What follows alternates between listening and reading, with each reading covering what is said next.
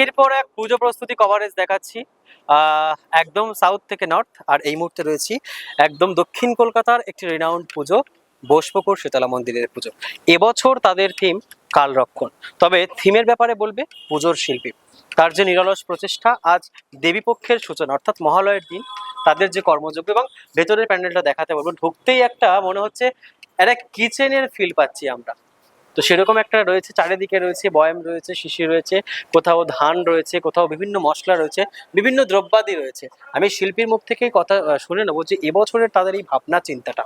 দাদা, প্রথমে জনতার কণ্ঠে আপনাকে স্বাগত। এবছরের আপনাদের থিমটার মূলত ভাবনাটা বলুন।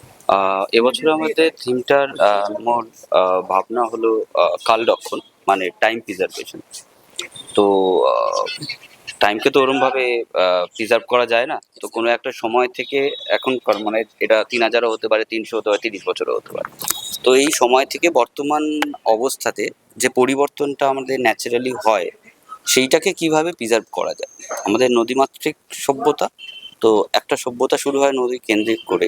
যখন নদীর বাঁক নেয় অন্যদিকে, তখন সেই সভ্যতাটাকে ছেড়ে আমরা একটা নতুন সভ্যতায় যাই।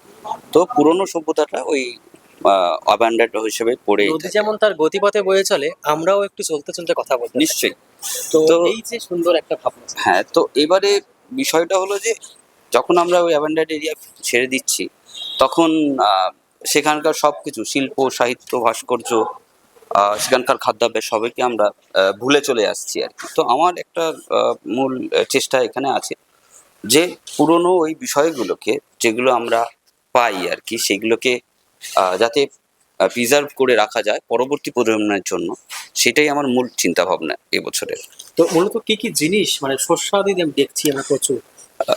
এখানে শস্য বলতে দেখুন, আমার বাপ জ্যাঠা কাকারা যে চালের ধানের ভাত খেয়েছে সেটা আমাদের কাছে নেই। তো আমার চেষ্টাই থাকবে, এ, চেষ্টা করেছি আর কি, যে আমি সেগুলোকে প্রিজার্ভ করি আর কি। তো এখানে মোটামুটি 30 থেকে 40 রকমের ধানের কালেকশন করেছি। আরো অনেক শস্য আছে যেগুলো মানুষ এখনো পর্যন্ত দেখেনি, সেইগুলো আমি চেষ্টা করেছি এর মধ্যে কালেকশন করার। এমনকি আমাদের ভারতবর্ষের এই কালেকশনের মানে এটা একটা হিউজ এরিয়া, তো তো এর মধ্যে মাটি, জল, গাছ, পাথর সবই এসে যায়। তো এখানে ধরুন আমাদের 175টা নদীর মধ্যে সেই জলও আমরা কালেক্ট করেছি আর কি, যাতে মানুষের কাছে ওই বার্তাটা আমরা নিয়ে যেতে পারি। এই যে প্রিজার্ভও করা যায় এত সুন্দরভাবে বা সেটাকে অর্গানাইজ করা। আমরা যদি মিউজিয়ামে ঘুরি, নিশ্চয়ই এই ফিলটা আমরা পেয়ে যাবো। এক্স্যাক্টলি। তো এই যে বোসপুকুর যে প্রতি বছর একটা চমক রাখে, এবছরও তার কোনো ব্যতিক্রম রাখেনি। একদম আমরা মাতৃমণ্ডলী প্রতিমার সামনে চলে এসেছি। এটার সঙ্গে কি সামঞ্জস্য রেখে মাতৃ প্রতিমাটা? একদমই, কারণ আমার যেটা মনে হয় যে যেহেতু আমাদের কৃষিভিত্তিক দেশ, তো এখানে একমাত্র দেবী কৃষকের স্ত্রী বা কৃষকের লক্ষ্মী হতে পারে, যারা আমাকে সারা জীবন খাদ্য দিয়ে বাঁচিয়ে রেখেছে।